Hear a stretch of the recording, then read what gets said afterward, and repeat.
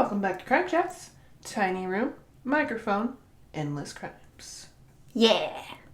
Today is the last day of Bundy. It is. This is going to be I left off just before Chi Omega. Right. So this is going to be Chi Omega all the way until he is gone from our lives. Right. So, Yep. So it'll be a big one, but a good one. So, take it away.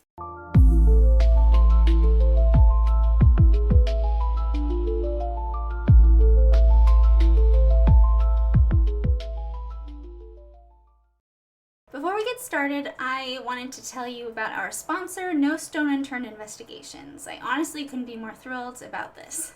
Full disclosure, the owner is my father-in-law. Hi, John. Honestly, though, I'd be telling you guys about him even if he wasn't my father-in-law. He is incredibly intelligent, resourceful, and one of those people who genuinely loves solving problems and helping others. He truly cares about everyone he helps, and he's got a warmth about him that just puts everyone at ease. As a licensed private investigator serving Texas and New Mexico, he helps people locate missing individuals, reconnect with birth parents, identify heirs, conduct background and social media investigations, and much, much more. He even helps attorneys with litigation support and process serving. Basically, he does it all, and he does it all well.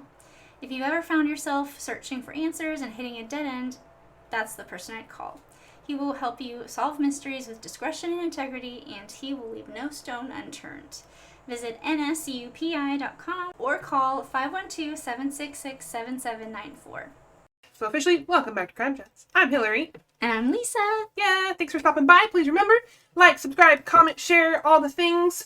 It does help us out. We are loving that our numbers of followers and people listening and watching is growing. Yeah. So thank you. The more the merrier. Come on, chatters, let's go. Crime chatters. Last week, like Lisa just said, we ended with the escape, his second and final escape from prison, and how he got away and flew to Chicago and apprehended a stolen, well, I don't know if you talked about this, but I'm going to weave in now the stuff that I researched. He stole a white van. Okay. Very cliche of him. I didn't know that, yeah. A white kidnapper van. And made it to Florida under a false name, under an alias. Oh. Which he was known to do because he's whatever. He's him. Guy. Yep, he's him. January of 1978 is when he makes it to Florida because December 30th, I believe, is when he escaped. Of 1977 is when he escaped from... He just walked out the front door. Right. So he's in Florida now, January 1978. On January 8th of 1978, he gets to Florida. But it wasn't until the 15th, so about exactly a week later, is the attack on Chi Omega. Now, if you don't know, I'm going to enlighten you, unfortunately. I'm sorry, it is very tragic. It's very violent, what he did at the sorority house of Chi Omega. But I think it needs to be said. Obviously, we're covering him, and the victims and survivors should be highlighted here. So, January 15th, 1978, he makes it, it's nighttime, because that's his favorite time of day. And he makes entry to the sorority house through a back door with a faulty lock. No. So, kudos to the ladies of Chi Omega sorority. They locked their doors. Yeah. It just happened to be a sucky lock. Yeah, I was about to ask, was the door not locked? Right. But, yeah. It was. So he gains entry into the Chi Omega sorority house. It's really late. Everybody is sleeping, pretty much, except for your real late night owls that are roaming the campus still, cramming for tests and things like that. But inside Chi Omega, everyone is sleeping, and he brutally attacks 5 women inside the Chi Omega sorority house. They are Margaret Bowman, Lisa Levy, Kathy Kleiner, Karen Chandler, and Nita Neary. Now, Margaret Bowman and Lisa Levy did die from this attack. Kathy, Karen, and Nita all survived with harrowing tragedy, PTSD stories, and we'll talk about them a little bit more in detail. But Margaret Bowman and Lisa Levy, what was done to them, what Ted Bundy did to them, honestly, was something that really sealed his fate in court. Again, he thinks he's just God, and he can get away with anything because he's him, Narcissist 101. So was this, the worst of his... It was so different. Back to when we talked about his original victims, he would kind of, stalk them, kidnap them, take them away, and kill them. Privately in a secluded area like Well, yeah, except Taylor for Mountain, except for the first, because he killed her in her bedroom in the apartment. Right, but then he took her away. Yeah. So he was always just like a one victim man and was kind of private about it. Yeah. And this was completely, his MO was very different. So we'll get to that in a second about the police. We have moments of congratulating our policemen and thanking them for good jobs in this last episode, and other ones of like bumbling rod descendants, you know? It's one or the other. It's one or the other. There's no gray, Nope. I guess. So, let's talk about Cheryl Thomas, because she's one of the ones... I don't want to talk about her yet. Let's keep on, because there's so much that happened so quickly this night, and it wasn't all at Chi Omega.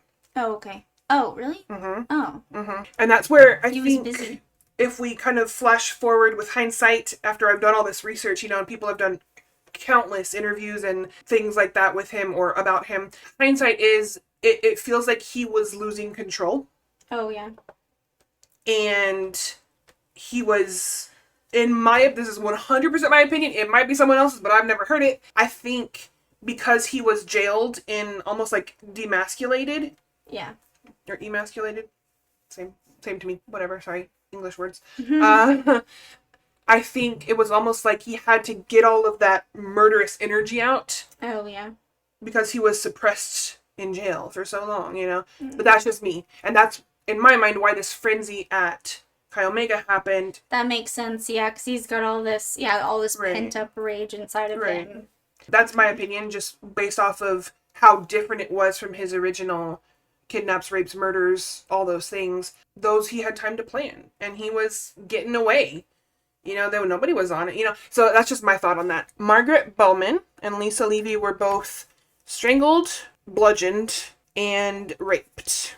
Lisa Levy had a bite mark on her left buttock. And that's why I said these attacks, the Chi Omega attacks, are really what sealed his fate.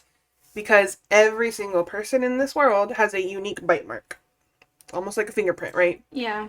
Yeah. And this was one of the very first times that kind of evidence was used in court. And there's so much about the court, too. Oh my gosh, I just want to say it all, but I need to make it make sense. Okay. So Lisa Levy did have a bite mark on her left buttock. That was actually later proven to be given post-mortem. Oh. So he bit her after she died. I mean, to both things, but after. Yeah, why? Yeah. So we now have Kathy Kleiner and Karen Chandler and Nita Neary, who survived the attack of Chi Omega. Nita wasn't there at the time of the Blitz. I'm just going to call it, right? The frenzy, the chaos. She interrupted him by coming home. Oh. And she was a pivotal eyewitness on the stand. Good. Because she could explain to a T everything about him and how he kind of ran past her out of the house. Mm-hmm. And she was like, why is there a random man in our house? You know, and he was wearing a ski mask, but not over his face. What? Yeah, I don't know how else to explain it. I even have a clip of her trying to describe this, and the lawyers who are asking her questions, on the stand are like, can you demonstrate that? And she was like, well, it was above his eye. She was like here, and then over his ears. So it was on the top of his head. So it was like a hat. Yeah. He was wearing a hat. Which is, if you're a bad guy using a ski mask, that kind of defeats the purpose of the ski mask. Yeah, why even to hide your face. Get a ski mask if you're not going to hide your face. So I thought that was an interesting Maybe he really wanted to wear a beanie. Maybe. And he didn't have one. Maybe. He was like, you know what? People look cool when they wear these, and I want to wear one. I have cool. This ski mask. I'll just makeshift. I'll make it work. Weird. It's a beanie, man. Weird. Uh-huh. So that was one thing that I was kind of like, wait, ski mask? Or is she talking about a beanie? But she kept saying ski mask, and so I was like, all right, he just doesn't know how to wear a ski mask. Another idiotic thing from Ted Bundy. So she kind of skated by, I guess, unharmed, because she just came home, and he was like, oh, and left. Oh, so she wasn't harmed. No. Okay. Kathy Kleiner and Karen Chandler were both brutally attacked, but they did survive.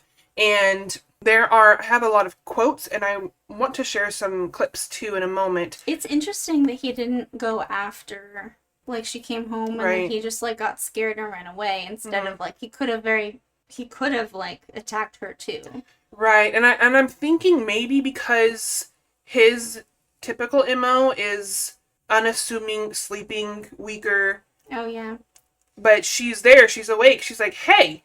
Yeah, he really wasn't a confident man. No. He was Just a bully. I mean, just a honestly, little yeah. piece of trash. The worst kind of bully. Kathy Kleiner, in an interview on ABC News, she is quoted as saying, "There's no reasoning. I was asleep in my room. I was safe. I was sound. Mm-hmm. I was asleep, and yet evil opens a door and attacked me." End quote. There is pretty unnerving, I guess is the right word I'm looking for, unnerving descriptions of Kathy and Karen Mm-hmm. when the police got there, but they sometimes differ, so I didn't add them. So they were beaten really badly. So, like I said, Chi Omega was not the only thing that happened that night. Okay. So, again, my interpretation of this is because he got interrupted, Mm-hmm. he was angry, or he needed to still get out murder of, I don't know, show his dominance, assert dominance, Still all that pent up from being, right, locked up. Yeah. So, a couple of blocks away, Mm-hmm. he enters another house through a window, through the kitchen window. I didn't even know that he went somewhere else. I thought it was just Chi Omega. Yep. He goes in through the kitchen window, and from my understanding in this research of how houses were in this position, in this situation, it's either like a shared house, like where they're renting out rooms, or it's like a duplex or quadruplex kind of situation where you have shared walls. Oh, okay. But it is constantly referred to as a house. Okay. So it's not an apartment or another dorm, it's a house, but there are neighbors close enough between the thin walls, it's another thing that is said, that they can hear things going on. So my interpretation of that is like a duplex or something like that. Mm-hmm. So Cheryl Thomas was in this residence when Ted Bundy climbs through the kitchen window, which is right next door to her bedroom, and he attacks her. He decides to change his facial covering from his makeshift beanie, ski mask beanie, and now he has a pantyhose mask over his head. But you can see through. I don't understand either. We're not criminals. We don't get it. So Maybe if we were, we'd understand. Exactly. I hope we never understand because that means we've gone down the wrong path. So Cheryl describes this pantyhose mask as having eye and mouth cutouts. Okay. And being knotted at the top. Okay. But then he takes it off and leaves it at the scene. Which I literally put in, why? Yeah. Why? If you're going to take it off, okay, but bring it with you. Yeah, like, I mean, he's got... he was just unraveling is what I think at this point. Yeah, that's what it sounds like. I mean, there's always a point where they mess up and they that's how no they get turning caught. back, yeah. So, he brutally attacks Cheryl with severe injuries to the point of her jaw being almost completely detached from her face. Oh my god. The police reports and medical reports are saying, there was a quote here, I didn't put it in here. Anyways, it was something about, like, it was hanging on by one hinge or something like that. Oh my god. And so when she was trying to talk to the police to tell them what happened to her, she couldn't talk. But the whole reason she survived is because of that neighbor that was so close to her in proximity that she could hear things not supposed to be happening at 3 o'clock in the morning. And this neighbor, I really hope I say her name right, Debbie Cicciarelli, she was the neighbor who knew Cheryl and knew her phone number, and she heard really loud thumps. She heard Cheryl moaning, so she tried to call her. She heard through the walls the phone ringing, but Cheryl wasn't picking up.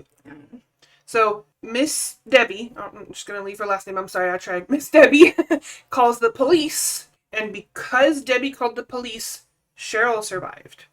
Cheryl herself is quoted as saying, "If I did not have my neighbors right next door to hear something, I don't think I would have survived. It was that close." End quote.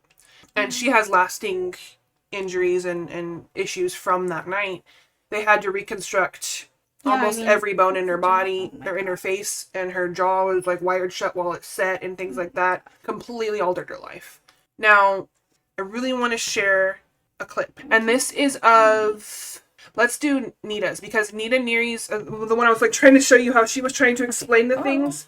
And I want you to watch Bundy's reaction too, as he's watching her testify against him. And then I was just like so impressed with this woman and how she's on the stand, and you can tell she is so nervous. I also think, based off what we know of Ted's preferences of women, she doesn't really fit because she's not brunette. Oh. So that might have been another thing. Blonde. Right, Yeah. that might have been another thing that spooked him. I'm not even sure if that's the right word either. But he was like, nah, she's not my type. Okay, so this is Nita Neary, the one who interrupted Ted at Chi Omega in his onslaught of the ladies there. Captions. Yes, Nita J. Neary. Spell your last name for the Neary. And what area? Pull that microphone down a little bit where you don't have to come to it if you want to. We don't mind. I love how janky the microphone is set up with like duct tape. Yeah. I noticed that. I was like, oh Lord. It's funny. So that's funny. I live in Indiana. Back during January of 1978, where did you live? I lived in Tallahassee, Florida. In what location? Lived in the Chi Omega house. Okay. And what were you doing in Tallahassee, Florida at that time? I was going to school. And what was your mate?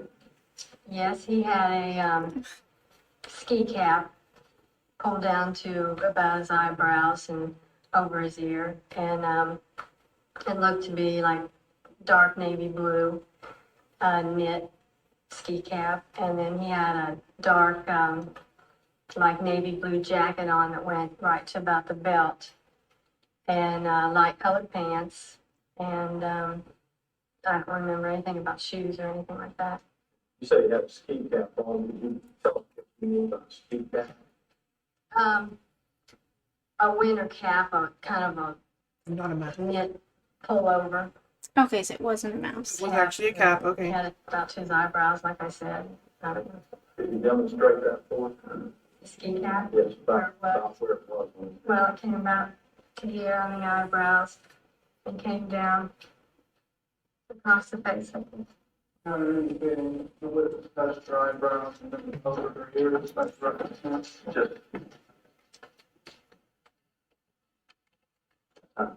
Yes, I have. Okay, let me ask you this. Do you recall the man that you saw at the door of Chi Omega on the morning of January 15, 1978? Yes, I do. And is that man in Portland? Okay? Yes, he is. Would you point him out for us, please? Straight at him. Yep. Look at his face. Well, that's right. She's breathing a lot heavier than now. I mean, it's scary. Well, yeah, especially since he's defending himself. He's the one that said objection, right? Look at his face. That's a record reflect she has identified. No further questions. So that's Lisa Levy, and I applaud her. That's Nita. Thank you. That's Nita Nita Neary, Neary. not Lisa Levy. Lisa Levy's dead, sorry. And I can't imagine how terrifying that was. This evilness right here. And we're going to get into, I have a few more clips that are shorter than that later that just really exemplify his theatrics in court and stuff and how he behaved. But that one right there, I think, was one of the first times that he was literally forced to see someone pointing at, you did this. It was that man right there. Yeah. And he didn't like that. He did not like that. There are other accounts and testimonies and things like that where he is accused, I guess is not the right word, but where survivors are on the stand testifying what they saw, what they know, what happened to them, and he is clearly agitated, where he has outbursts and things. Anyways, it's a whole thing, which we're getting to. So, Nita Neary, thank you very much for being brave and pointing him out. Thank you. I can't imagine, not just like he's in the courtroom because he's the defendant, but like he's the defense attorney technically in that situation. So I mean, even just him objecting I mean, Talk about like, I I would feel like turtle I'd be mode, like, you know? Yeah. What do you mean? You know, Mhm. like just hearing his voice and like him like talking to you, like, oh man, I can't even imagine that at Yep. all. Normally, defendants, they don't talk, Right. right? They have to stay silent. They're just there, but just like then you hear his voice and he's looking at you and he's objecting to you to what you're saying. Ugh, Telling everybody you're a liar. I can't imagine. I'm just my heart goes out to anybody who has to do things like this against their own perpetrators. Cheryl Thomas, one of the sorority sisters that survived, she was a really big part of the whole case against him, really, because again, survivors, man, and I'm saying this from a perspective of having been through pretty bad things with domestic issues. It's hard to relive it, number one, but to then, like you were saying, tell it to a lot of people and be like, this happened, this is real. That it's so scary. And to be in the house where someone was brutally murdered, two someones were brutally murdered, and you and another person were brutally attacked, and have to retell that. I'm in awe of the strength of these people, these women. Yeah. So Cheryl Thomas, one of the sorority sisters, I'm so sorry, I'm getting my people mixed up. Cheryl Thomas was the one attacked several blocks away. Okay. I am so sorry. And we have her testimony later, and she's like a huge proponent of advocating for being resilient through your trauma and things like that. Now she goes on campuses and talks about safety and numbers and things like that. Okay. So she's using what happened to her for good kind of I situation. love when people can take something so terrible and tragic Turn it and turn it around. into something amazing. Yep. Yeah. I love Before he is found or even discovered to be the person who did the bad things at the Chi Omega house and to Miss Cheryl, we have this huge, furious, chaotic event at the Chi Omega. Then he runs down and attacks Cheryl and flees. So he's on foot. He's not apprehended yet. Nobody's connecting any of this, even in the next couple of days, to Ted Bundy back on the Northwest. Well, yeah, because like he got so far Right. away. Like, how are you? Because he had a 17-hour head start, right? He was able to go so far away. Of course, they're not going to connect it immediately. And it's so different. The MO, like I said, Yeah. it was so different that it's not going to immediately be like, oh yeah, that's that guy that was, kidnapping and killing people and Yeah, because Washington there's multiple and all, victims in the same place. Right. Yeah. And it was like a frenzied attack, anyways. So nobody's connecting dots yet. He is only found because of, I need to hear applause, because good police work. Good routine police work. Good. Remember, he stole that white van. Yes. So it's stolen. It's been reported as stolen, Oh, good. Yeah. but he's still driving it around. Mm-hmm. He is identified by a firefighter, at a middle school or a junior high school, leading a 12-year-old girl, Kimberly Leach, Oh, yeah. to his van. And that is the last known sighting of Kimberly Leach alive. That is also the youngest proven victim Yeah. of Ted Bundy. And he also won't admit to that one. That was one that he didn't. Because for some reason, a bridge too far is young children. So, I mean, yeah, okay, I killed all these women, but never Not little kids. girls. Not Never. kids. Yeah. Never. So we have Kimberly Leach often gets kind of brushed under the rug when they're talking about Bundy's final timeline kind of thing, and it makes me really sad. She was 12 years old, She was a kid, and it just makes, I don't know, we don't have a lot on her, at least publicly. Again, she's a minor. So, I mean, is it just that she had brown hair and she looked like his other victims? Or, do we have anything to kind of tell us why? Nope. No? Don't know. But he is adamant. Even there are other clips, I'm not going to show you all of them, but there are clips of his trial for Kimberly Leach specifically, and that's a different trial from Chi Omega. He's tried for her kidnapping and murder. He specifically says, oh, so we're just going to trust the word of a man, meaning the fireman, that he saw me? He doesn't even know me. And just nonsense like that. It's kind of how courtrooms work. We have witnesses. We trust the witness, Yeah. But those kinds of things, he was just trying to downplay all of the the evidence and witness testimonies and things like that. The other thing that really was the nail in the coffin for him about Kimberly Leach was on her body, she had these fibers that exactly match the fibers inside that white van. So it's been proven this is right. definitely Ted. Yeah. It's him. He did it. Yeah. He did it. So this was in Lake City, Florida. How did he get from Tallahassee? Because he said he was on foot. So, oh, he had the van. I'm sorry. He had a stolen van. How far away was Lake City to? That's a good question.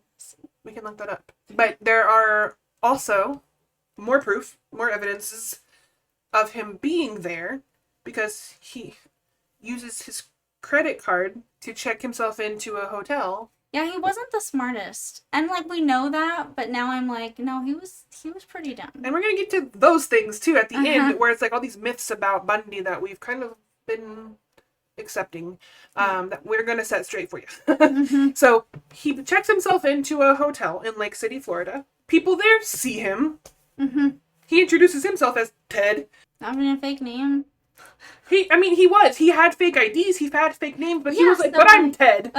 Narcissism. I mean, it blows my mind how people with narcissistic people think they're just the bee's knees and untouchable. Yeah. And it's case in point here. I mean, anyway, so there are receipts of him checking into this hotel blocks away from the middle school, from the junior high school, a week before she goes missing. So timeline adds up, physical distance is there, and then the fibers on her directly match the fibers in his stolen van, in the van that he stole. And he's like, but you don't have any evidence. That's all circumstantial. No. Yes, kind of. Fibers are physical. Right. But he's saying, like, my DNA is not on her. You know, like, I didn't, that kind of stuff. Or there's no blood and that kind of, you know. He was really trying to downplay the concrete evidence, the lack of that in the case. Something that I learned, though, actually from Mindhunter, is people think that, like, oh, all fibers are the same, whatever, but they're not. So, like, if it matches that van, it was that van. Like, right. it wasn't another van. Right. Yeah. Which I think is just fascinating that people know that and can prove that. Yeah. I think that's really cool. Yeah, because, I mean, anybody would just assume that, oh, yeah, that's probably, like, all carpet fibers are the same. It's carpet. Or whatever. Yeah. You know? Yeah. But, it's orange. It's yellow. It's red. But, like, even if they have two different green fibers, like, they're both green, but they're different. That's cool. See, things I just want to know. I want to learn things. I just like learning. Yeah. Anyway, so we have Kimberly Leach between his capture and this Chi Omega and Cheryl Thomas and then Kimberly Leach. None of these were connected to him until... I don't like this man. He scares me on a level that... He scares me too. That scares me. I mean, and I don't know how to say that, but he's evil. Yeah, and he's evil. That's why I'm so interested. And I keep saying this, but like the things that scare me the most are the things that I want to know the most about. And I think that's intelligent. I think that's an intelligent thing. So face your fears, right? The devil you know kind of situation. Yeah. So he's arrested February 15th, 1978. Officer David Lee. He notices some suspicious driving. Oh. And he decides to run the plates. Ding, ding, ding, stolen van. Oh. He evades the police. He tries to. He runs again, car chase. Very, very brief. There are, I don't want to say stories, differing levels of this next bit. So I didn't add it to my notes, but I want to mention it. There are mentions, I'll just say it that way, of Bundy in physical altercations with the police. Like, he fought them. Uh-oh. I didn't find proof of that, but I did want to mention it because it is in a lot of different articles and things like that. So maybe, and that just doesn't seem like him. Yeah, because he's a pussy. So he would only go toward the weaker. He wouldn't have fought a cop because he would lose. Mm-hmm. And he knew that. So that's why I was kind of like, that doesn't sound like him. But again, I mean, he was unraveling, so who knows? Yeah, who knows? Maybe he was like, shit. Right. But, yeah. So, Officer David Lee, Gold Star. So he was like, something is amiss. Not Bumbling Ron. We'll have him later. Okay. I like how he always shows up. That should be another merch. Another merch item. Ron. Bumbling Ron. Don't be Bumbling Ron. Officer Lee runs plates, notices it's stolen car, pulls him over, finally gets him. He gives him a fake ID and name, and I believe the one he chooses this time is Kenneth Meisner. Kenneth Meisner is what he went with. Meisner. Yeah. And he sticks to that name for 11 interrogations. Wow. Where now people, police officers, detectives, not police chief, sheriff, from different boroughs and areas are starting to be like, that guy looks awfully familiar. Yeah. Can we talk to him too? Yeah. And so other officers and detectives are coming in to talk to him, and he's sticking with Kenneth Meisner. Yep. Until interrogation 12. Oh, what What's happened? different about interrogation 12? I don't know. Maybe he was just tired of Kenneth. He just like slips up or something? So, interrogation 12. During the 12th interview, according to Justia Law, which I really like that site, I found a lot of information on that site, officers and detectives, quote, learned that Ted Bundy was wanted for escape and homicide in Colorado and was a suspect in 36 sex-related murders in the Northwest United States. During these interviews and thereafter, Bundy also became the prime suspect in the January 1978 murders of the Chi Omega sorority members in Tallahassee, end quote. So, I think his inflated ego just got the better of him in those 11. He was just kind of trying to like play with the detectives and stuff. Yeah. But they were smarter than he was giving them credit for, and they started talking to each other. And they're like, we know who you are, kind of thing. And they were just kind of waiting for him to slip up enough, maybe. Mm-hmm. Yeah, don't show your cards kind of thing. Right. So, finally, he's like, you got me, I'm Ted. Kind of situation. And his all, like, good old boy, charisma and stuff. And, he was caught by a lovely officer just doing his job. Thank you, Officer Lee. Thank you, Officer Lee. Yes. Now, because now he's in custody. Again, finally. Right. But there's so much evidence. It's almost like, how do we, like, wheedle it down kind of thing? Like, 36 crimes, you're trying to do all at once. I can imagine that's just, like, a lot. Yeah. It's just a lot. So, they really hone in on Lisa Levy's butt bite, right? Her left Yeah, because as bite you mark. said, everybody has a different one. Yeah. Right, and that was different to most of these investigators and people, and they were in the late 70s and early 80s, science is really growing in terms of crime sleuthing and stuff. We have a very famous, and we'll get into why it's famous in a minute, but it's a little controversial too in terms of Ted Bundy's defense, the bite mark being him. And he's very adamant, like, that's disgusting, and I would never, that's so... I would never. Like, yeah, like he's trying to defend his honor, kind of thing. Yeah. Oh, honey, that's been good.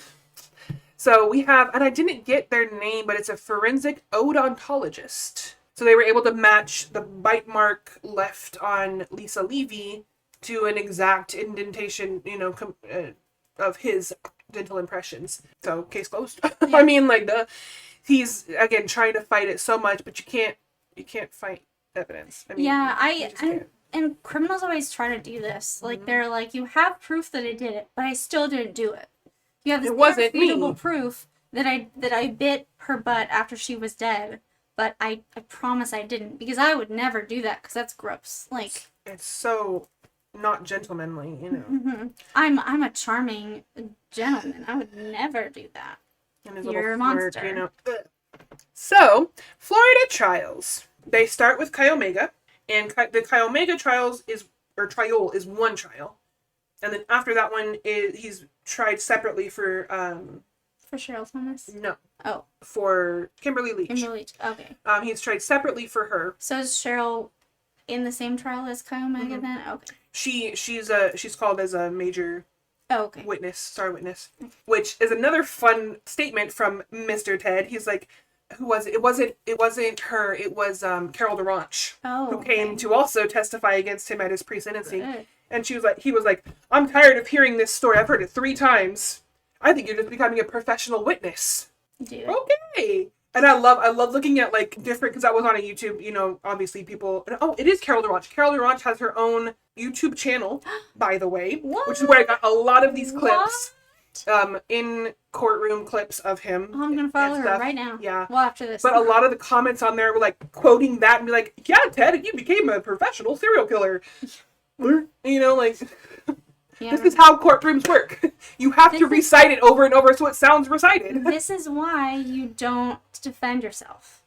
This is why you don't defend yourself, because you get emotional and then you start saying shit like, whoa, like you're unraveling in front of everybody's eyeballs. Yep. When we talked about that last week, everybody gets defensive when you're accused of something. Every single human being does. Whether you did it or you didn't. Yep. In the courtroom is not the time to have the outburst of, I didn't do that, she's lying. Yeah. That's why defense attorneys won't even let their own clients defend them. Like, they should never get on the stand. Because ever. They're gonna be too emotional. They're gonna get defensive. They're, it's too, there are too many variables, options, too many things that could go wrong for them. Yeah, but enter narcissism. Yeah. I can't go wrong. So we've got the Chi Omega trial. Presiding Judge Edward Cowart. We'll just call him Judge Edward. He has been quoted by saying some very famous, controversial, I don't really know, quotes. And we're going to get into those too. Oh, good. Because some of the... Okay, as a judge, no matter what, if you're in criminal court or civil court or family court, your job is to be impartial. Yeah. And unfortunately, I mean, I'm trying not to diss Judge Edward, but I think some of the statements he said, he shouldn't have said. Yeah, Okay. I mean, it's hard, right? Because you have, your position, your job, you have to be impartial, but you're also human. I know. And so you're going to have your feelings about Right. stuff, and it's hard to sometimes keep those feelings out of it. Yeah, especially when you're faced with a monster like Ted Bundy. Yeah. So we have Chi Omega first. And getting my timeline straight, we have So the Chi Omega trial lasted from end of June to the end of July of 1979. He was arrested for that in February of 78. So poor Teddy boy had to sit in court for over a year and a half. Oh. Anyways. That's what I think. You're here. Yeah. So he's probably real frustrated because he hasn't had any of that murderous energy to get out yet in a year and a half. Pent up. So he's representing himself. Surprise, surprise. And you can tell when it's his turn to be up and like talking and questioning witnesses and stuff. I feel like he's getting off on it. Like he's reliving it. You can tell he's relishing in, like you were saying, getting to, on the defense side or on the prosecution side, how awful that would be. But then from his side, how much power he would probably get from being able to be like, oh, wasn't that so scary? And I was so close, and get closer and closer and be like. So that reminds me. Sorry, I keep talking about Mindhunter, but we're talking about these serial killers, these kinds of people. So I mean, there's killers that will like revisit the scene of a crime because they want to relive it. This is probably just like that. I imagine. Like so. Not only is he's not revisiting the scene of the crime, but he's literally reliving along with the witnesses, and he's enjoying getting to talk about it, and he's getting to like talk about it and use his own voice and be just maintain control over these people even after the fact. Yeah. I know it's part of our Constitution, but I really don't think defendants should be able to defend themselves. Yeah. I just don't. I don't think that's they should change. I mean, especially because defense attorneys don't want their clients on the stand, so like why is that still a thing that's like just make it. I don't know. I think I don't know. In terms of like courtroom talk and jargon and stuff, I think does that not bias the results or the decision? Yeah. I mean, yeah, you're right. I feel like it would. I don't know. That's my thought. I really don't think either of the parties themselves should be able to represent themselves in a court hearing. Yeah. I think that's biased. That's me. Yeah. They should be able to take the stand if they want. Right. But as far as doing the whole thing themselves, they shouldn't be able to do that. I don't think so. During this Chi Omega trial, we have some very infamous clips of Mr. Bundy just flipping his lid, Oh. being angry. Oh, good. We're starting to see the real Bundy come out. Yep. And at one point, he is mad about something. He doesn't want the jury to see or hear or know. So he gets up the jury's out of the room at this point. Because I think there might have been like a sidebar or something, like jury needs to be excused so that they're not tainted, from their whatever. And so it's just the defense, prosecution, and the judge, right? Mm-hmm. And so he's mad about something. He gets up, he takes his folders of notes and everything, and he goes, what does he say? I'm going to get it right. Quote, I'm leaving this courtroom. He gets up, tries to leave. Oh, yeah, but then he's blocked by another person in a suit, and I'm assuming it's maybe his, like, co-counsel or something. Oh, okay. But, like, imagine, so you have, like, a typical courtroom, right? You have the judge in the middle, and then if I'm in the judge's spot, he's getting up and going this way to the judge's left. So I imagine there's a door right there. Mm-hmm. And so this other man in a suit blocks the door. And I'm like, oh, not from Bundy, but well. Uh-huh. And so Bundy has his, his stuff. And then there's like 4 or 5 other men in suits that come in like kind of encircle Bundy. And Bundy's taking off his suit coat and everything. And he's like, he's real agitated. You can tell. No. And, and he says, I'm leaving this courtroom. And the judge says, no, you're not. Very calmly. And then Bundy says, I'm not going to something. I didn't catch what it's very garbled. It's old video, right? I'm not going to something. When that jury walks in, and he's mad. I mean, you could tell he's mad. And then blank, blank, blank. And you knew that looking at the judge. And he's pointing his finger at him and all this kind of stuff. And I'll rain on you, Jack. And he turns around to Jack, which is, I think, the prosecutor. Okay. And he goes, no, you'll see a thunderstorm. And then, like, the whole thing is very theatrical. And then his posse, I don't even know, kind of, like, gets him to go back to his spot, coat jacket off, suit jacket off. But he's all like, he's angry. He's mad about whatever was just said or determined or ruled. And he doesn't want the jury to know about it. So I'm leaving then, like a toddler. Right? I don't get my weight, then I'm out of here, that kind of thing. And that wasn't the last time he really showed those true colors. There was, it might have been either Carol DeRanche's testimony or I think it was hers. Golly, again, these women were just like looking straight in his eyes and just telling him, and he did this and he did that, and like staring him down. And I'm like, you go, girl. Yeah. He then, after that testimony, I think it was Carol DeRanche's, he stood up and said that this jury has been biased. And this was with jury in the room. He stands up completely out of, courtroom decorum. He's not abiding by any of these courtroom tactics. He should be, he's not doing that because he's like, I'm mad and I'm me and I need to say my words. Mm-hmm. And he goes, I just need the jury to know that she's a liar. And the judge is like, stop. And that his other guys are trying to like push him, pull him down, like, sit down. Yeah. He's just making it more obvious that he's guilty. Mm-hmm. Like, this is what you do, and this is why in interrogations they try to like rattle the witness, right, and stuff, because they want to see those emotions, mm-hmm, because that means that they got him. Yeah. And so in that instance, like, we got him. Yep. He's big mad because he knows he's been caught. Mm-hmm. He knows he's guilty. We against the wall there. We got him. Yeah. No, I mean, I'm sure the prosecutor was like living his best life. Keep talking. He was like, come on. Yeah. What else? Who else am I? How else? Yeah. Tell me how you really feel. Come on. What's that lie about? Who else is there? Yeah. So he has that little outburst, right? This was the very first televised murder case of our country. Oh, yeah. He didn't like that. Oh, yeah.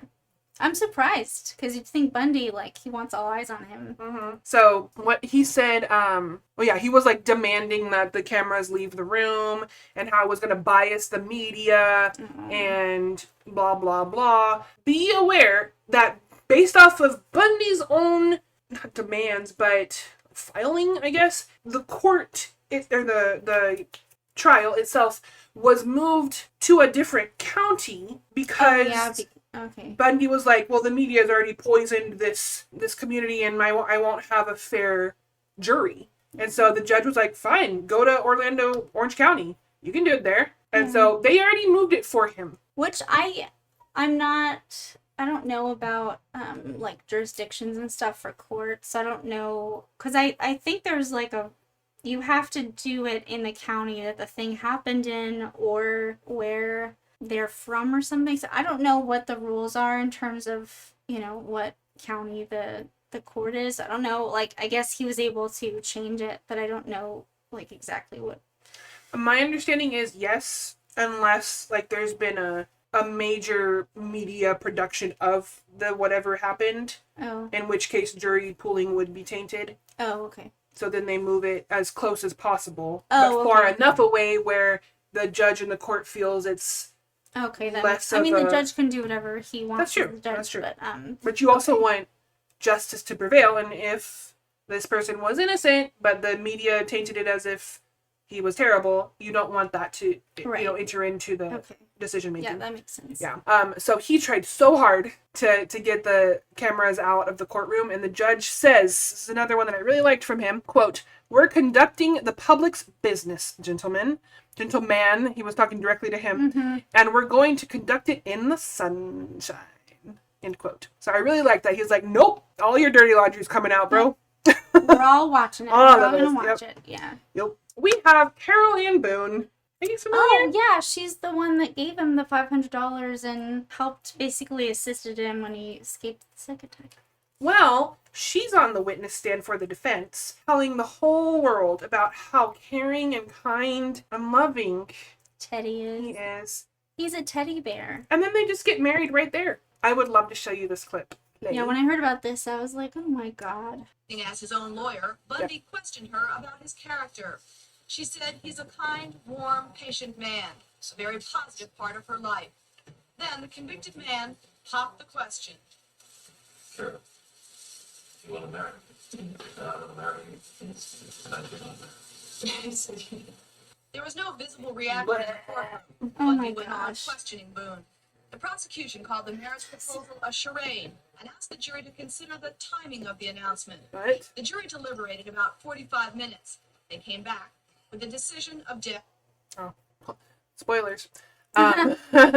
So apparently there was an officiant in the room, so it counted as a legal marriage. Oh god. Yep, that is the least romantic place, gentlemen, you can propose. Yeah, to a woman, don't by the way, during your don't, criminal proceedings. Yeah.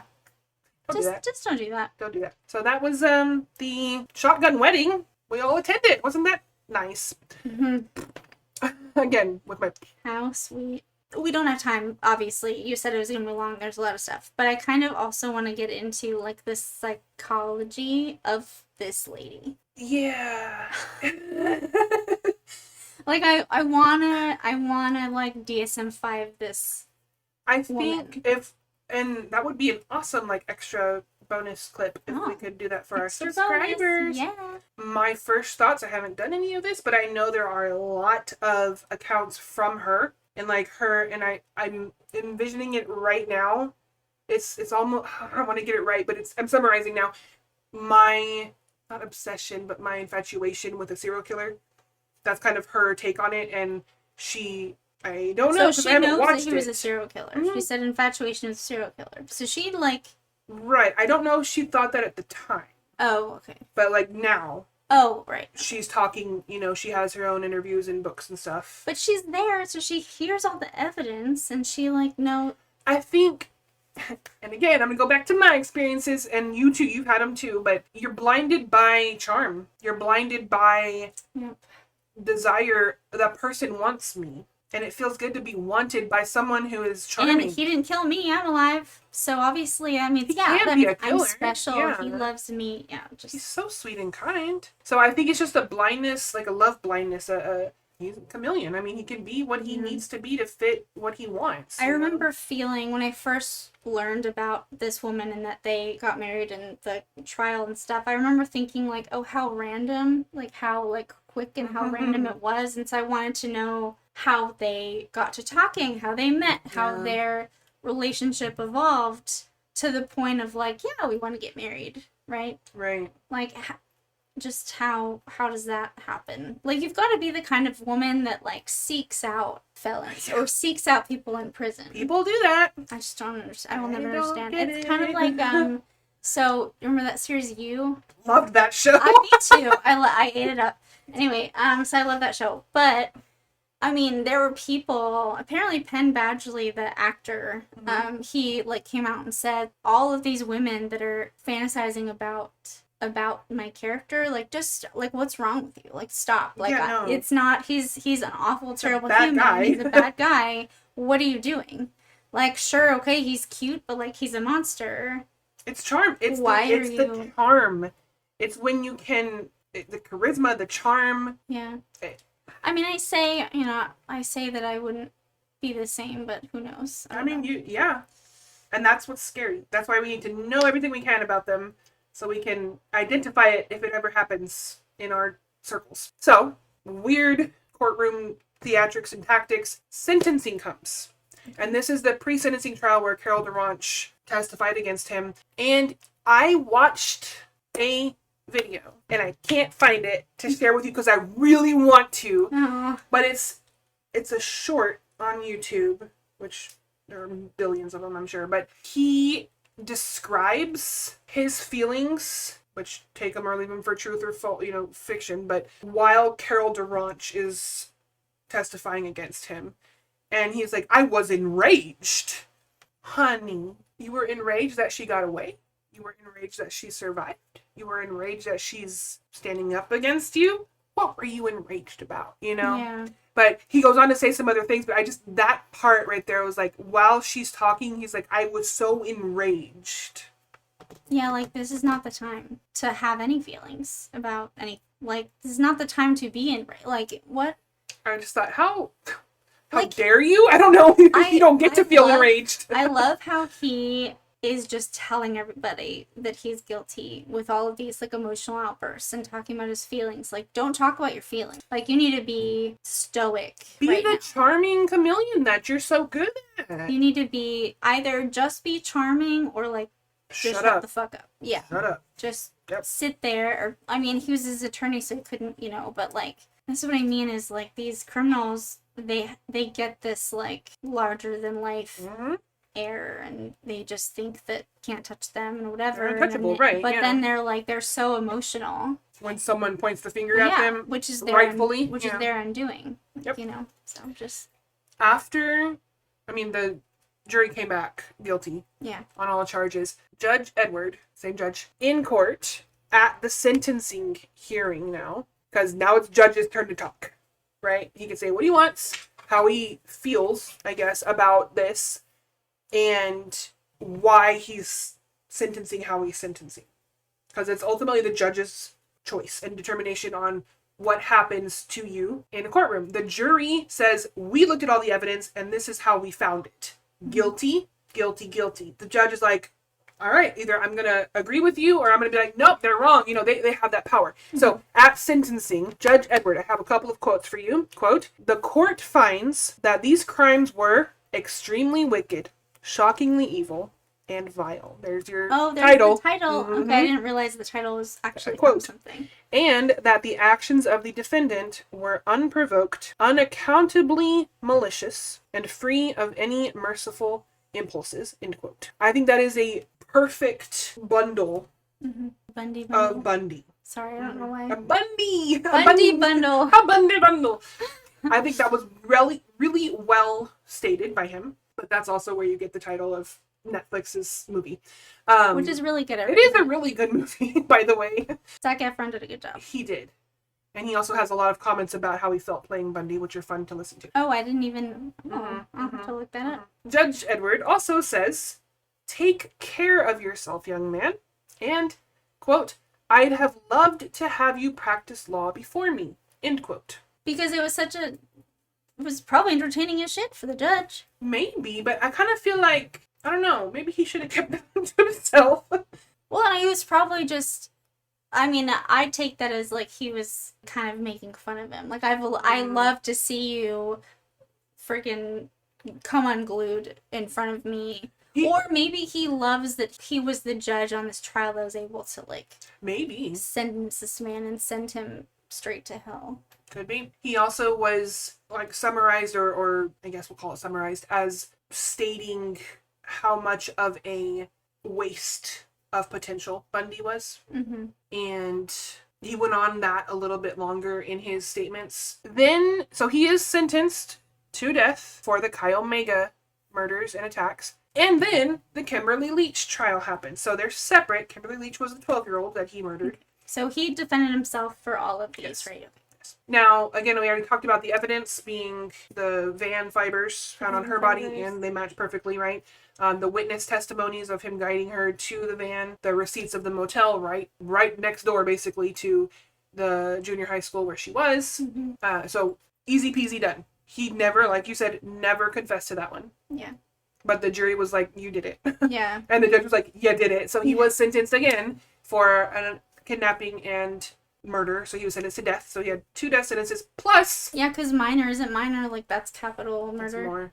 Yeah. Which, yeah, but murder is bad. Murder is... We're not going to get on that tangent, but we can talk about that all day long. So he was sentenced to 2 life sentences, or 2 death sentences, plus like 90 years for the other crimes. Good luck getting out of that one. Yeah. Then we're like about halfway through, y'all. I told you it's going to be a long one. Take a stretch break if you need to. That's fine. We've got Death Row. Not Death Row Records. We're not going back to Diddy.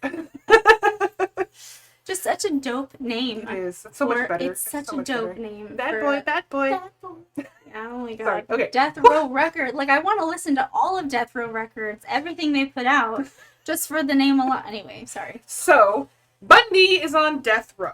And as we've sprinkled in a couple of instances, he attempts to stay the execution, like push it off as much as possible, because again, he's a coward in the end, right? He doesn't want to die. Shocking. That's a pun for later, because old Sparky gets him. Sorry. I will laugh in the face of Ted Bundy. Now that he's dead. I wouldn't in real life. Yeah. Anyways.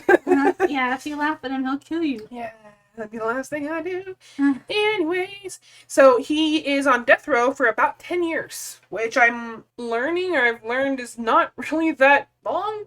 Yeah, people are on death row for like lifetime. Like That shouldn't happen. It's yeah, no, That I shouldn't don't happen. I don't understand. So I had a thought the other night, which was you shouldn't be on death row for more years than your victim had. Like if you kill somebody, like if you kill a kid and they were 5 or something, you should not get to live longer Makes sense. than your victim did. And that was just a thought I had, and I was like, that's good. I like that. I mean, I know, and this is kind of where I think, I'm pretty sure, the death row sentences get prolonged, or they're on death row for longer amounts of time, is because we have had in our judicial system and others around the world wrongful convictions. And people have been executed under a wrongful conviction. Yeah, you gotta, I guess, give people time to, and if people have appeals, like, you gotta Right. wait until all that is done. Exhausted and stuff. But it's just, it baffles my mind when the evidence is so blaring. Yeah. They don't get extra breaths. I'm sorry. That's my opinion. Tell me yours. So, death row. We've got some really interesting characters coming into play. We've got some psychiatrists, psychologists, reverends, other lawyers, detectives, and things like that, who all kind of want to take a crack at him. Because he still hasn't given proof or evidence of some of the victims' remains locations. And he's still refusing to confess to some of the victims that are, like Kimberly Leach, are clearly his victims. He refuses to accept that. So there are a lot of people and entities who want finality, I guess.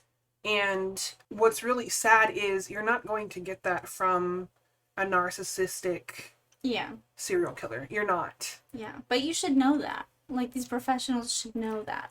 I think so, but I think also coming from like a family of like Kimberly Leach's family, right? Oh, yeah. You want Yeah, I was just talking about the absolution, professionals. Yeah. Right, but I think they're there on those people's behalfs for the most part. Okay. And I think that's what just really sours my stomach about him and other killers and criminals, who refuse to accept blame. Or it's not about you. It's not about you. You took the life of someone who belonged to someone, who was a family, who had a family and mom and dad and sisters and brothers. Yeah, but they're not gonna think like that. Right. Yeah. But that's where I think that disconnect happens between the victims' families and this bad guy. I need you to tell me what you did with her. And he's like, I didn't do anything. Who are you? you know, and like just playing with his food kind of situation, Yeah. you know, and it's just it's gross. But then you have the psychiatrist and the psychologist. It's this intrigue of why. Yeah.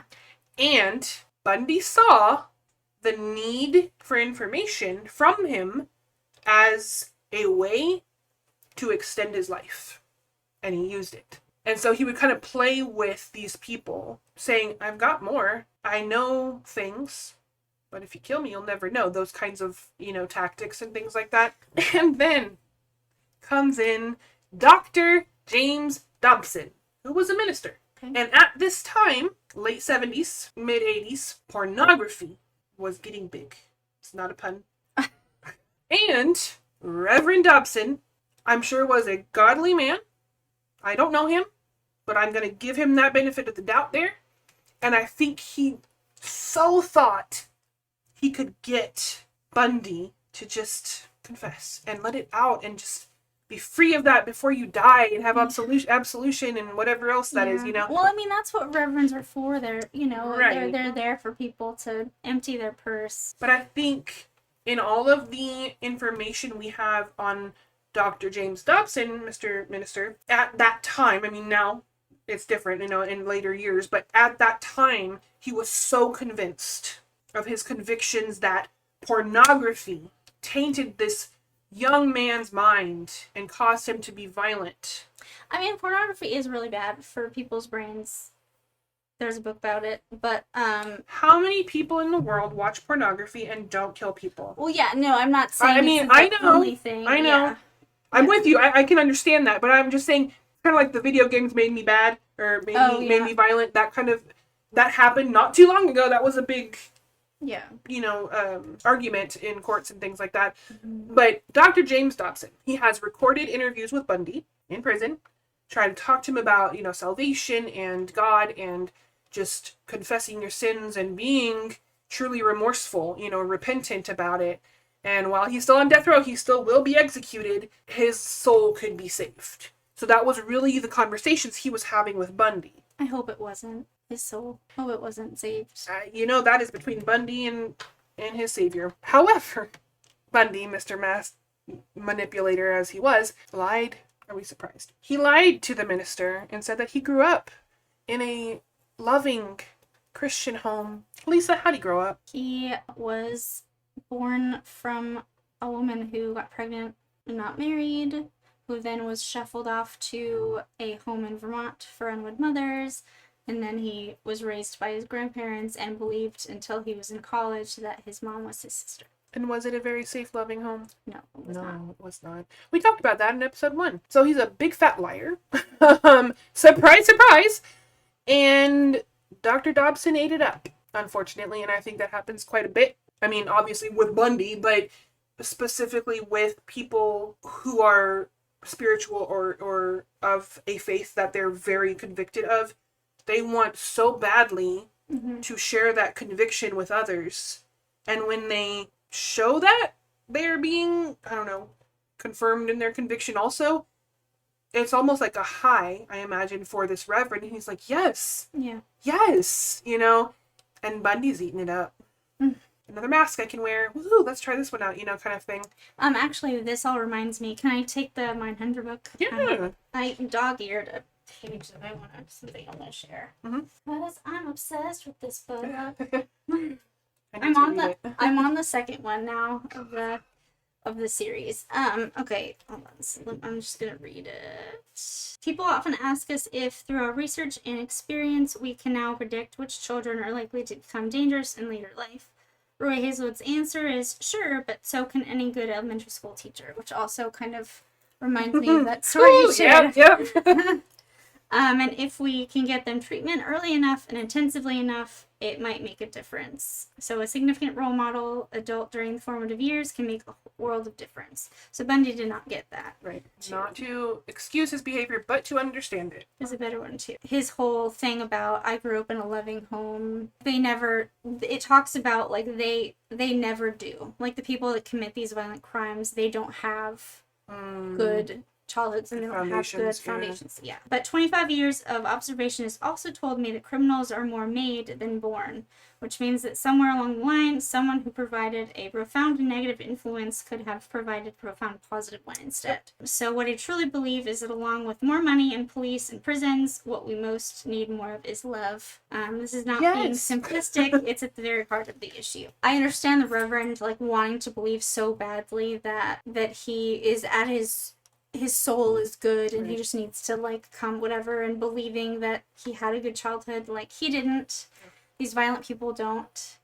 They are not treated well in their formative years, and that the formative years are so important. And this is something that I've studied a lot when I became a mom, was formative years everything. Your attachments are everything. So you want to have positive attachments, and you want to it's formative years are so important, and it basically will make them the people they will become as adults. It had like everything about who you are as an adult has to do with Where you came from. the formative years, which are like usually like it's like 1 or 0 to like 5 or 7, or like it's something, it's like the very little. So it's crazy to me how like the way I am as a 35-year-old has a lot to do with the first several years. Of course, yeah.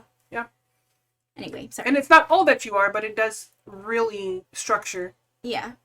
So Yeah. if you have a bad attachment as a kid, you're gonna grow up feeling like you attaching yourself to Commitment people is not problems or safe, something, and you're gonna yeah. commitment. Yeah. Sorry, that's a whole other topic, but yeah, I just wanted to share that because it reminded me of that. Which is interesting because in one of those quotes you just said was about bad guys. I don't know what you said. Criminals are made, not born. There is a quote from another investigator or police worker of the time that worked on the cases against Bundy that said almost exactly that, but he said this is the exception. And it's just funny to me because we've talked kind of about a very similar topic many times about, just why. That's one of the reasons we have this podcast, is we're so interested in how people become what they become and why they do what they do. Yeah. But I remember that man was like, this guy was born evil.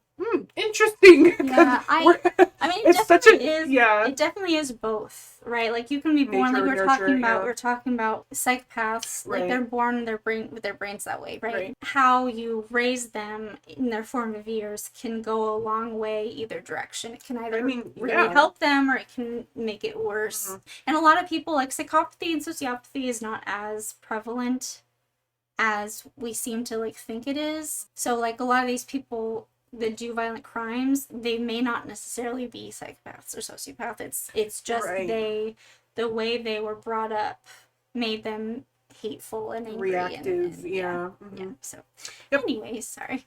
I love studying the brain. That tangent. Yeah. So we have this situation. One of Bundy's quotes in these taped interviews, recordings with the Reverend, he's quoted as saying, "Engaging in pornography as a teenager sent me, or him, down the path toward increasingly violent pornography, rape, and murder."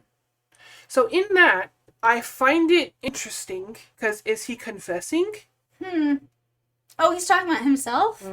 Oh, that's interesting. He's blaming pornography, but he's also saying something made him rape and murder. So did you rape and murder? Are you confessing to that? And then in other interviews he was having that were also recorded, he almost exclusively speaks in the hypothetical and third person perspective, like, well, if a person were to have done this, that kind of thing, they would probably hide them in a secluded place in, I don't know, Taylor Mountain. Like that kind of stupidness. So he refused to explicitly or implicitly, whatever, state, I did that, I killed them. Interesting. Yeah. So pornography did not... No, it's not It wasn't a winning defense. Yeah. No, that's... He didn't get off death row because he blamed pornography. Yeah. In case you're a bad guy and listening to this and trying to find ideas, it's not going to work. Porn is not enough. Porn is just... It's not enough. Not... There's... It's your choice, y'all. Porn can definitely desensitize and you Right. can start seeing women as like less than whatever. Or But objectifying porn them, yeah. itself is not going to make you go out and rape people, Right. Right? Like that doesn't make sense. So he continues to try to control his image on death row. He continues to deflect responsibility, like the pornography made me do it, and he's just distancing himself from literally anything that would connect him to anything bad. He's still trying to put on the good boy charade. Until the very end. Until the very end, we have Bill Hagmaier, FBI. Oh, he's in this book. They talk about him in There this book. is. He's also one that Bundy attached to for some reason, and Bundy calls him his best friend. Oh, that's Yeah. Huh. And Bill is. I watched a couple of interviews of Bill by, like later years after Bundy's dead and everything. And how'd that make you feel when Bundy referred to you as his best friend? This is his quote, Mr. Bill Hagmaier. I knew the hand of the man who called me his best friend also cut the heads off of other people's daughters and sisters. End quote. That should be like, I don't know how you or compartmentalize that, but okay. And he goes on to say, quote, it wasn't uncomfortable when he said that, and it was just the two of us. But when other people heard about this and they'd ask, how can you be friends with him? Well, his opportunity to make friends was slim. End quote. Don't be friends with a serial killer. well. So okay, but at the same time, like you want to kind of play into. And that was kind of Bill. That was so his yeah, thing. Yeah. So like the whole point of this, I mean, Mindhunter and like psychology of stuff is oh, he's calling me his best friend. Yeah, we're friends. Yeah. It's Let's totally- pretend. Wink, yeah. wink. Yeah. I mean, John Douglas, the guy who wrote this book, there was one guy who had raped a bunch of women. I think they were prostitutes or something. I don't know. But then he played into he kind of had started speaking crassly and saying so what? You just you needed to take them away from the rest of us and like all this stuff. Like you kind of have to get on their level so that they trust you. And then if they trust you, they'll open up more, whatever. Right. So like he obviously when he left that interview felt icky and gross, but that's you kind of have to put yourself in that mindset when you're. I couldn't do that. I couldn't I either. could not do that. I would couldn't be. either. I just couldn't do it. I couldn't do it. Yeah, I don't know. I mean, I feel like my passion for getting these people to confess, maybe that would be enough to kind of I'm going to do whatever I have to do to get this guy to admit to what he did, and then I can fucking put him away forever. Yeah. So I feel like I would be able to yeah, okay, I'll pretend for 2 hours. Play along. Yeah. Yeah, I don't know. And that's what, I mean, honestly, I think good police work is, really being able to connect Yeah. with the criminal long enough to let them.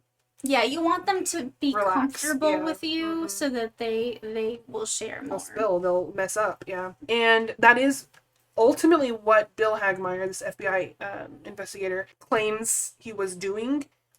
But that phrase, I know the hand of the man that I just shook has cut off the heads of other people's sisters and wives. I'm like, it just gives me no, I can't cringe enough on that. I just can't. Yeah. But- There's got to be a lot of dissociating going on. You Mhm. basically have to dissociate.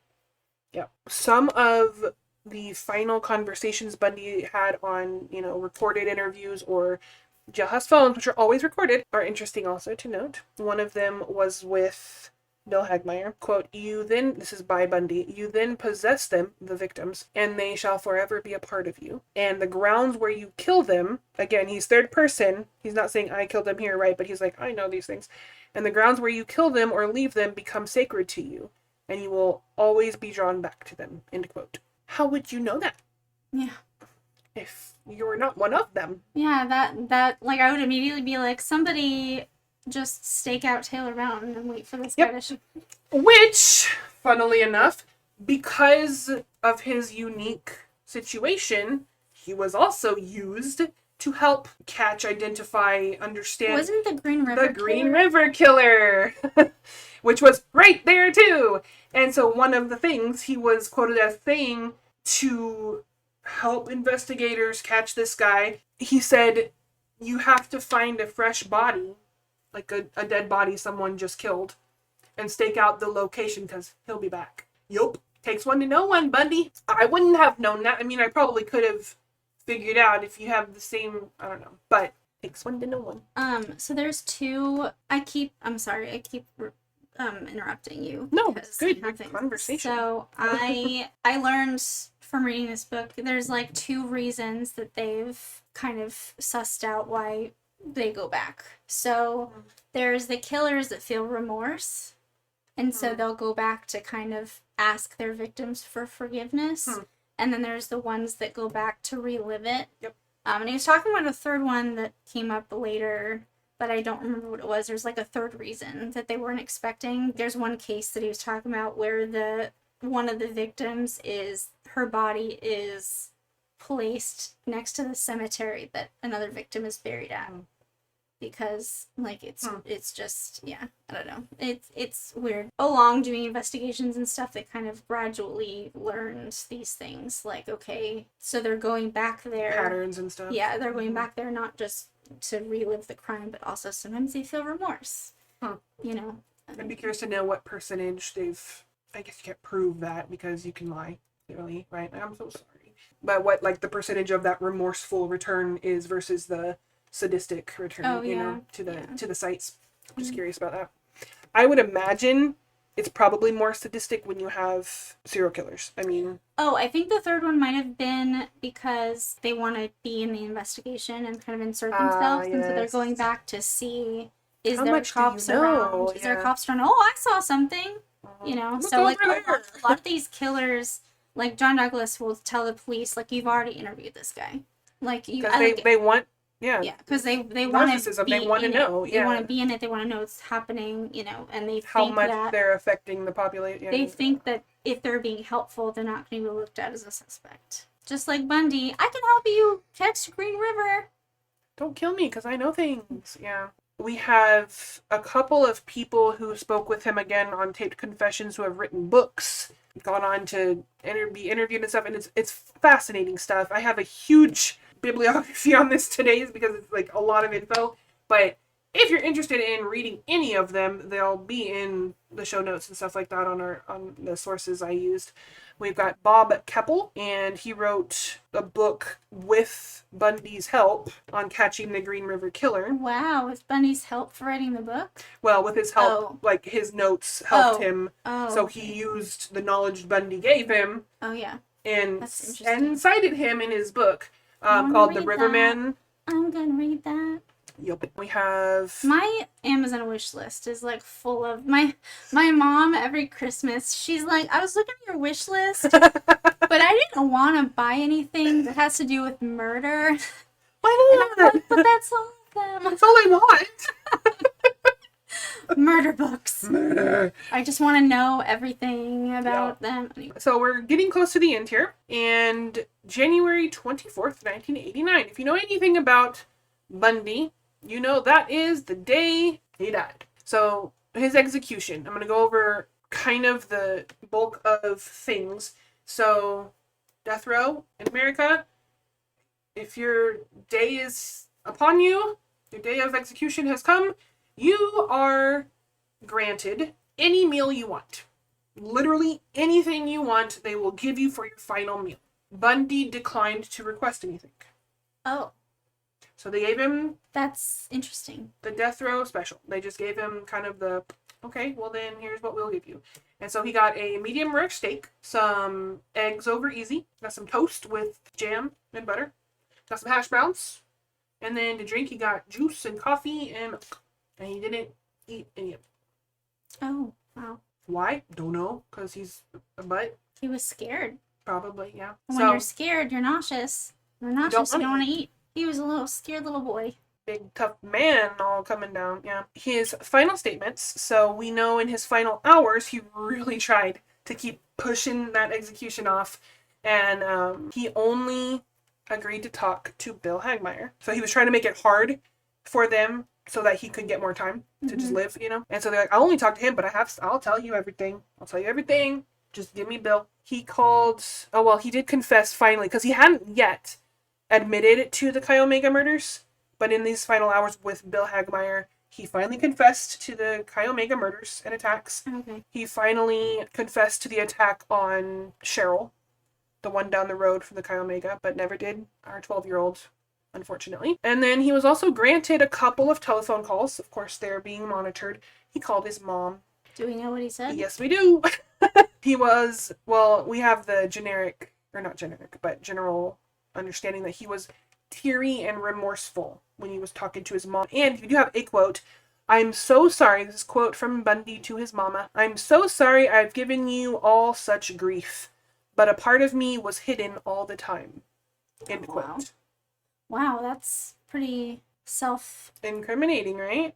incriminating, but also like self-aware, Yeah. Because Self-reflective. I mean, it's your mom, right? So like, True. if I'm talking to my mom, I'm gonna also be super honest, and Yeah. and also feel bad for what I put her through. Yeah. His very, very final words while he's strapped up to old Sparky, the electric chair, his final words were to his attorney and the Reverend. He says, quote, "Jim," attorney, "and Fred," minister, "I'd like you to give my love to my family and friends," end quote. We will And do no such thing. then he fried.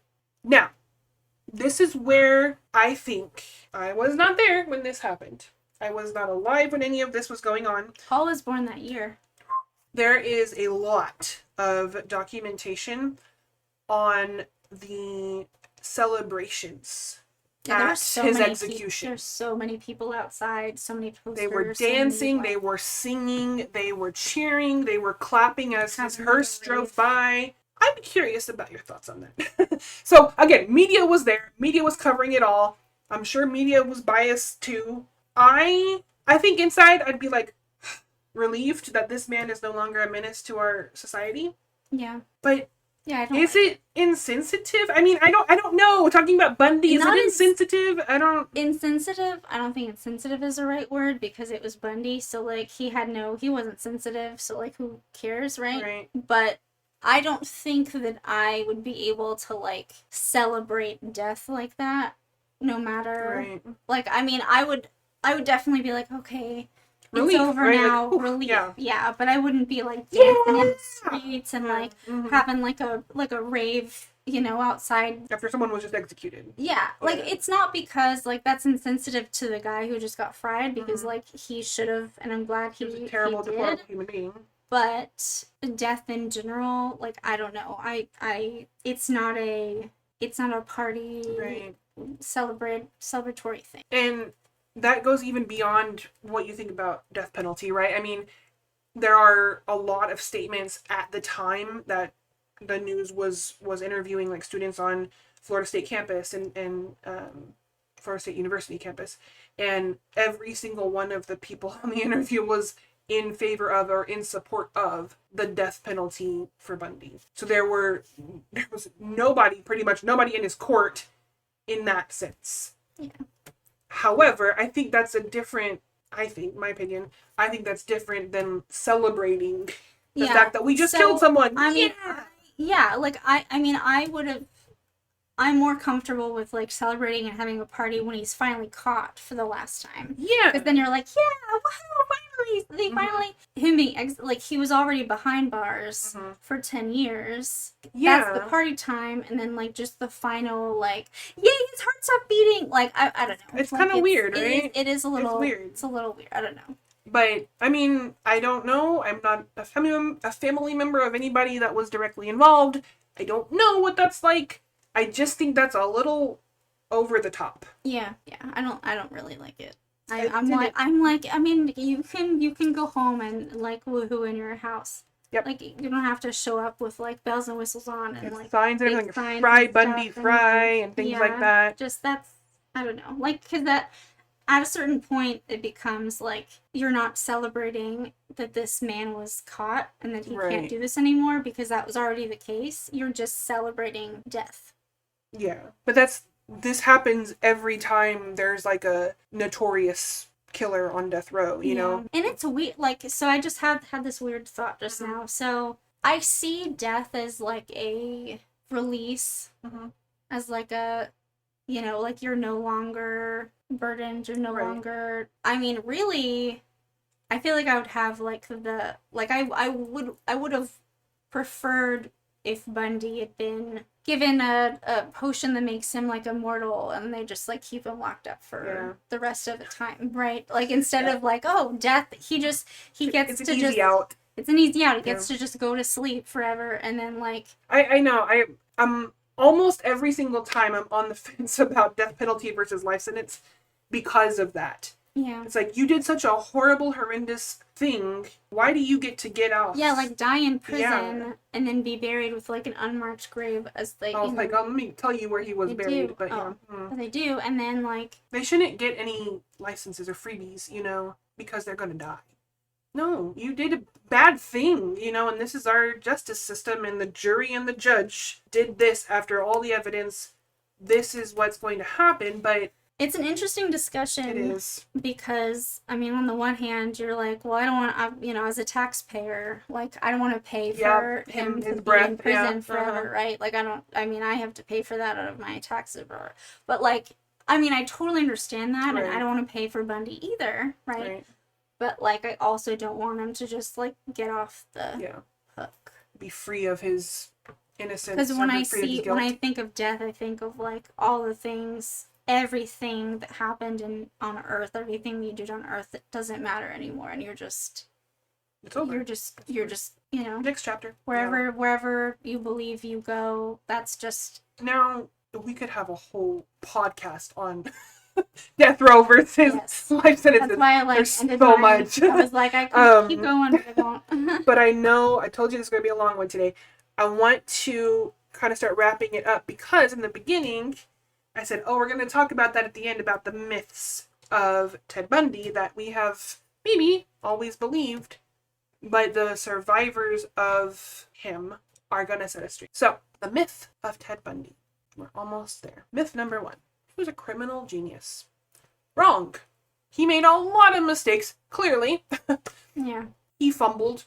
He was not as smart as he thought he was. So, no, he was not a criminal genius. We could say he was bumbling. Descendants. The descendants of bumbling Ron. In Ted Bundy. Myth number 2. He was devastatingly handsome. No, he wasn't. He was average. I mean, he wasn't scary looking. He wasn't an ogre, but he wasn't this, like, I don't know, Hollywood star. Yeah, I mean, Zac Efron's definitely cuter than he was. Oh, amen. Uh-huh. But he wasn't. He was a charmer. He was a liar. Yeah. And could lie to your face eloquently enough to make you think he was Mr. Yeah, I mean, if a whatever, guy is charming enough, that in itself is going to make him handsome. cuter. Yeah. Yeah. Attractive. So he was not devastatingly handsome. Myth. Number 3. Nobody suspected him. Big fat lie. If you could look back to or think back to Lake Sammamish, lots of people suspected him, but who wouldn't believe them? So it's not that nobody suspected him, it's that the people in power at that time wouldn't believe the people who suspected him. And then Elizabeth Kendall called the police and said, "This is my boyfriend." Right. And they told her no. Exactly. So she's one of, like, Liz Kepfer or Kendall. We have coworkers, friends, witnesses all over, People suspected him. So that's a big fat lie too. But he donated to some police Whatever. thing, and so he's above reproach. So you're He not gives us allowed. money, he's above reproach. Not allowed to speak badly of them. Myth number 4. He was unstoppable. Big fat lie. He got stopped quite a bit. Because he was a bad driver, honestly. If he would have been a better driver, he probably wouldn't have gotten caught. Yeah. That's sad truth. Yeah. Carol Duranch escaped. We have Kathy Kleiner survived. This is the myth buster of him being unstoppable, by the way. Karen Chandler, Cheryl Thomas survived. Lots of women refused his rides. So he wasn't this, I don't know, what is that venomous plant? Venus flytrap kind of thing, right? People were saying no to him. And it's like he's not this mythical god with unstoppable power, people were standing up to him in the time of his rampages, so stop giving him all this credit, people, if that's you. Myth number 5. Ted Bundy is the story. No. Margaret Bowman, Lisa Levy, Kathy Kleiner Rubin, Karen Chandler, Lynette Culver, Cheryl Thomas, Kimberly Leach, Carol Duranch, their families, and their courage is the story. That's the story.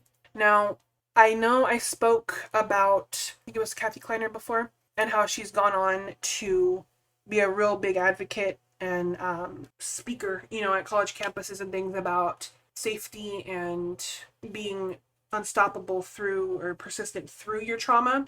And she's also been quoted about him saying he wasn't some god kind of thing. He was a normal person. And so that's kind of one of her big things on speaking at campuses and stuff is you're not going to be looking, or the bad guys aren't the ones who stick out typically, is her whole thing. And just to be aware, and so I think that she has a lot of power in that. And Carol Durant, I mean, all of these women who survived him or were able to stand up against him have such a power to share with young women all around, I mean, men too, but guys, I'm sorry, young women are typically targeted more. And I think it's really important that women who have been through extreme traumas like this, that they're strong enough and brave enough to share that with the population that they once were when they were targeted. Yeah. So to wrap us up, we have her, Kathy Kleiner Rubin. Now, her memoir is A Light in the Dark: Surviving More Than Ted Bundy. So she published that in 2023. And again, she's a motivational speaker and she advocates for, pushing And I through. like that she titled it Surviving More Than Ted Bundy because he's not the story. Right. He's not the only thing. Yeah. Right. So this is the end of Bundy for us. And I'm glad we're wrapping him up. I'm usually glad at the end of our deep dives because we're just kind of consumed with this evil person, for a month. Yeah. And Epstein was just, But it was a long time. yes. So officially putting the nail on the coffin. Oh, I didn't tell you, speaking of nail on the coffin for Bundy, he wasn't buried. He was cremated. Oh. And at his request, guess where they scattered his ashes? Tyler Mountain. Yep. I find that the most disgusting, deplorable thing. Yes. He wants to be Like with forever them, with forever. Oh God. Even Talk past death. about revisiting this. Oh, I find that deplorable. I didn't know that. Now I want to take a shower. Mhm. I didn't know that. That was in his will. He should have been denied that. I agree. You don't get to be with them. How disgusting. Okay, so, I don't know, think of the worst murderer or criminal that you can think of, and they die, either executed or naturally, and in their will is, I want to be buried next to my victims. No. That's not allowed. That Absolutely should not not. be allowed. Absolutely not. No. I don't like it. I don't like it. I don't like it. I was really trying to not end on him, but it came back. Ugh. That's so gross. It is gross. That's so gross. And that it was allowed. That's so Should gross. not be allowed. Yeah, no, I would have been like, absolutely not. He's dead. He's not gonna know. We'll put his ashes In the fucking toilet. trash can or something. We almost said the same thing, so pretty good. Trash can, toilet, both gross. Just like flush him down. Like, yeah. We're done with that piece of trash, and we're gonna get back to plain old murder. Yep. But it's gonna be insane twists, so something that we're not expecting. And you're up next. So I am up next. gotta find us a twisty one. We thank you for sticking with us, Yeah. and hopefully you learned something new about Bundy that is a myth buster. He's fun. He's fun to. I'm looking at my DSM-5. He's fun to delve into criminally in the mind, but Yeah. I'm done with him. It's just so interesting to me, and I know we're done, but it's so interesting how his reasons, his why, was juvenile. This girl in college who hurt his feelings, but then like he was so this is so weird to say, but he was so good at murder. Like he was just very calculated and conniving and just juvenile reasons, but like a very, very adult, very, very monstrous MO Actions, and yeah. signature and actions and stuff.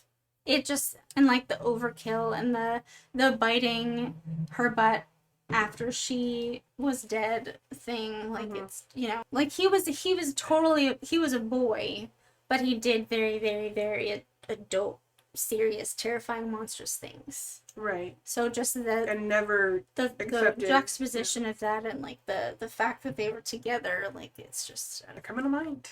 Yeah. It is fascinating. it is, yeah. Anyways, I guess that's it. Yeah, make sure you like and subscribe and share. Make sure you follow us on social medias. You can send us an email if you want to crimejetspod@protonmail.com. With your requests for any cases you want covered, we will totally shout out your name. I'm very proud of myself for remembering the email address. You did! I didn't even look at it.